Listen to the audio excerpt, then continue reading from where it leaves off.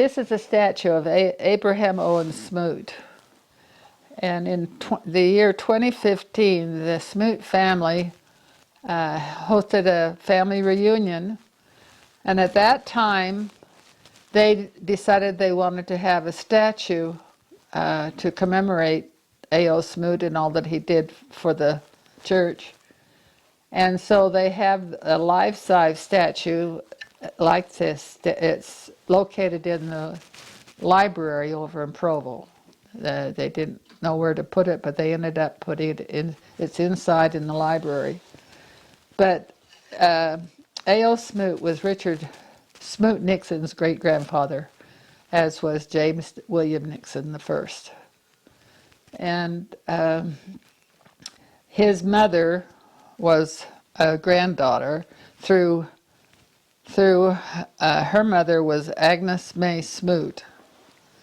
And Agnes May Smoot was a full sister to Senator Smoot, who served in the Senate for so many years and was controversial in so many things, but was a great senator. If people really delved into what he accomplished and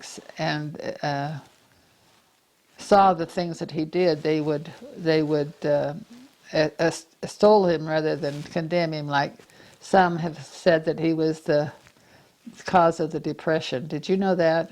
There's some that said that the Smoot-Hawley bill is what caused the Depression. You know, history is only written in the context of the person that writes it. And but anyway, that's neither here nor there. But Agnes May was one of Reed's favorite siblings. He thought a lot of Agnes. And so not only have I been involved in Nixon research, but I've also been involved in Smoot research.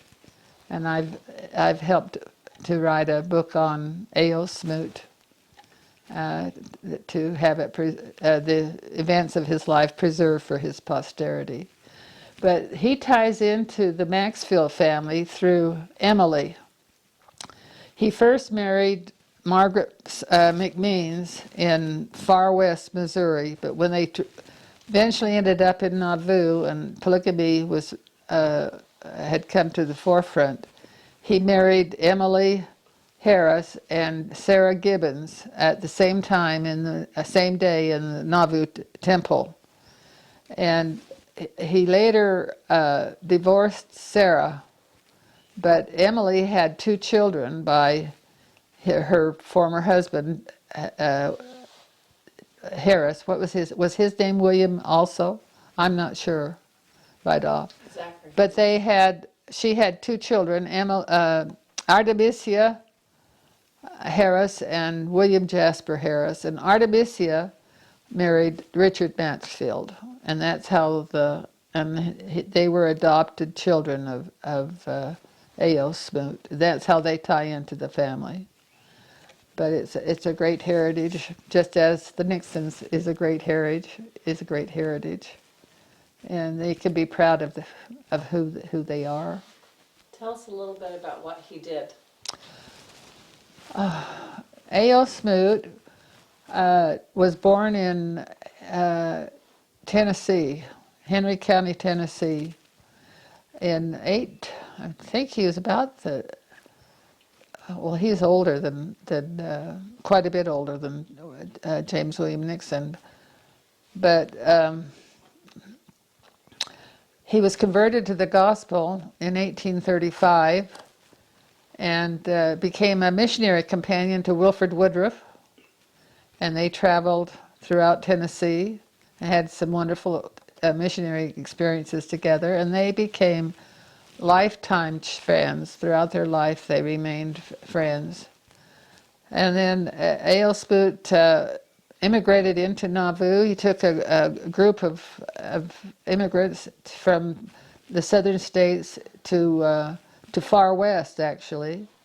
And then in 1838, during the Exodus, he left and went to Nauvoo and became active. I think he was a policeman in Nauvoo, But he became more prominent when he was selected to be a leader to lead a group of saints from Illinois to Utah. Actually, they went first to Iowa, and then he became a leader and came on to Utah. And then while he was in Utah, he became quite well known. He was active politically. He became the second mayor of Salt Lake City. He took the place of Jedediah Grant, who was killed. And I think he was mayor for about, this is just off the top of my head, for about 10 years. And then in 1869, Brigham Young called him to go to Provo to straighten out the mess that was in Provo. There was a lot of rowdiness and discord, and so he was sent to go to Provo. And this was in '69. He was made mayor and also the president of the Utah stake, which was equal to being a stake president. And he served in that capacity until the time he died. And he was instrumental in seeing to it that the BYU succeeded. When the buildings were being built, he put forth financial help to a great degree in order to see to that the BYU didn't fail. So we can be proud of A.O. Smoot and what he did. He was faithful. He had a strong testimony, and he didn't. His motto was study things out. Know that you're right, is how he put it. Know that you're right, and then go straight ahead. And then make sure of your facts, and then don't hesitate. Do what you have to do. So that's a good thing to follow. A.O. Smoot, we love you. Isn't the administration building at BYU? Yes, and that. Let's say that, and wasn't there a fire, and then he had to finance his whole. Yeah, that he had. Just tell that. Well, it was in the '70s that he started in one of the buildings, and I can't remember the name of the building, but it was there in downtown Provo, and it burned to the ground.